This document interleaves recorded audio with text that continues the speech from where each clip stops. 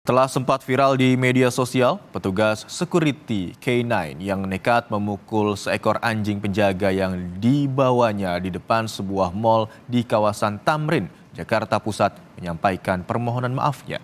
Petugas security tersebut mengaku terpaksa memukul anjing demi dapat menyelamatkan seekor anak kucing yang diterkam oleh anjing yang dibawanya tersebut.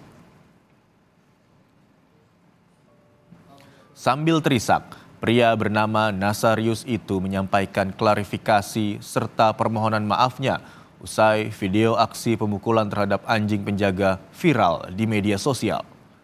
Nasarius mengaku melakukan hal itu bukan untuk menyakiti anjing yang dibawanya, melainkan ingin menyelamatkan seekor anak kucing yang diterkam oleh anjing yang dibawanya. Akibat dari peristiwa ini, pengelola mal memutuskan mengakhiri kontrak vendor jasa keamanan K9 Security. Saya Nasarius, Pawang Satabe yang pukul anjing di Bali, Indonesia.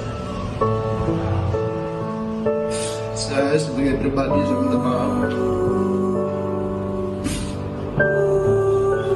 Maafkan saya, itu anjing saya. Saya pukul dia karena terpaksa supaya dia berhenti terkam anak kucing. Saya sayang dia anjing saya.